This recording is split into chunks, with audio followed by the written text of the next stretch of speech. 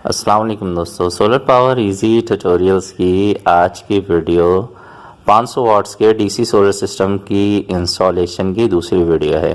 पिछली वीडियो में Inverex company के 170 वाट्स के पोली सोलर पैनल्स के हवाले से कुछ बातचीत हमने की थी, बैटरीज के हवाले से बातचीत की थी हमने।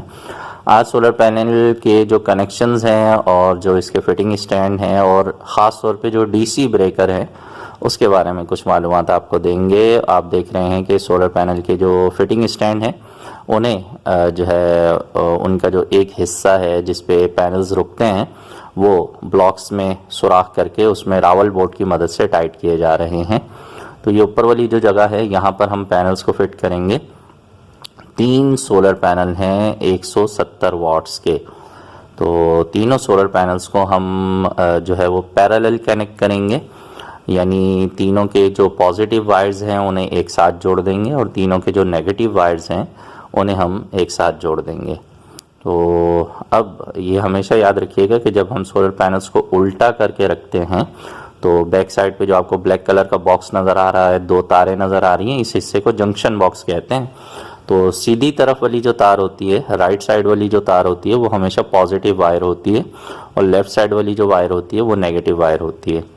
तो पॉजिटिव वायर को तमाम को हम जो है वो एक जगह पे कनेक्ट कर देंगे रेड कलर की वायर के साथ, और इसी तरह जो नेगेटिव वायर है उसके लिए हम ब्लैक कलर की तार इस्तेमाल कर रहे हैं। 3 सोलर पैनल्स के लिए जो तार यहाँ पे इस्तेमाल किया जा रहा है वो 6 mm का तार है। तो 6 mm के तार को 3 सोलर पैनल्स के लिए इसलिए इस्तेमाल किया जा रहा है कि हम इस वक्त तीसरी छत के ऊपर हैं।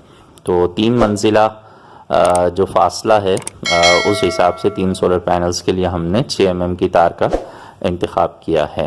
तो तीनों सोलर पैनल्स को हम उल्टा करके फिटिंग स्टैंड में पहले फिट कर लेते हैं और इसमें 10 नंबर के जो मोटरसाइकिल के स्पेयर पार्ट्स वाले नट बोल्ट होते हैं वो आप ले लीजिएगा। वो इन फ्रेम्स के अंदर बड़े अच्छे तरीके से फिट होते हैं, उनको जंग भी नहीं लगता है और वो बहुत ही यूँ समझ लें कि आसानी से इन सुराखों के हिसाब से 10 नंबर के नट बोल्ट जो मोटरसाइकिल के स्पेयर पार्ट्स की दुकान से आपको आसानी से मिल जाएंगे वो इसमें लगाए जाते हैं।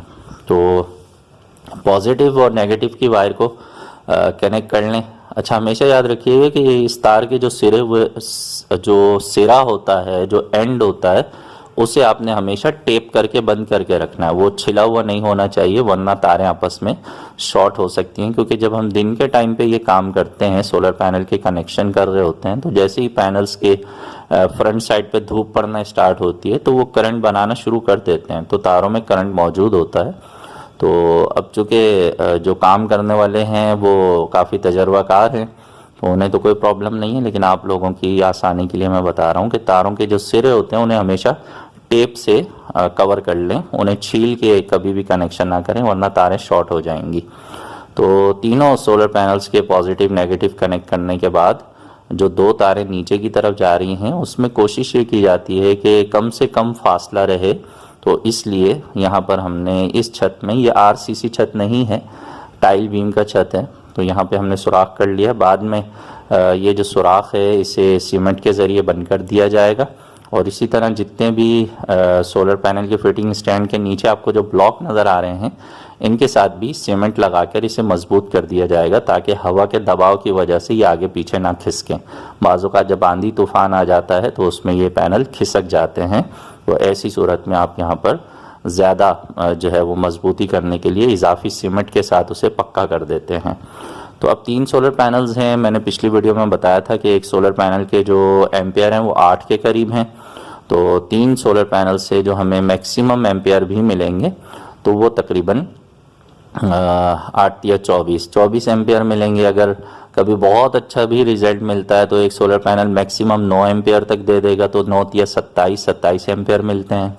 तो इसका मतलब ये है कि 30 एम्पियर के अंदर अंदर ही हमें सोलर पैनल से जो आउटपुट जो मिलेगा वो 30 एम्पियर के अंदर अंदर होगा। तो हम यहाँ पर 32 एम्पियर का डीसी ब्रेकर इस्तेमाल करेंगे ताकि कभी हमें बैटरीज को आगे पीछे करना हो, चेंज करना हो और सोलर पैनल का कनेक्शन ऑफ करना हो तो हम इस डीसी ब्रेकर की मदद से सोलर पैनल का जो कनेक्शन है वो बैटरी के साथ डिस्कनेक्ट कर सकें।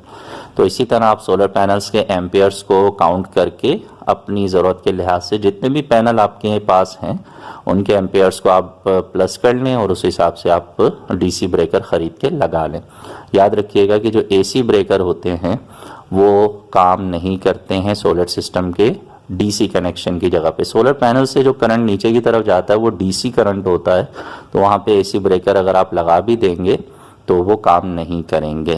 तो मैं उम्मीद करता हूँ कि ये जो वीडियो है इससे कुछ बातें आपको समझ में आई होंगी, और अगर वीडियो अच्छी लगे तो लाइक कर दीजिएगा, दोस्तों से भी शेयर कर दीजिएगा। मिलेंगे नेक्स्ट वीडियो में। सोलर सिस्टम ज़रूर लगाइए, अपनी बिजली खुद बनाइए और बिजली के बिलों से जान छुड़ाइए। अल्लाह हाफिज़।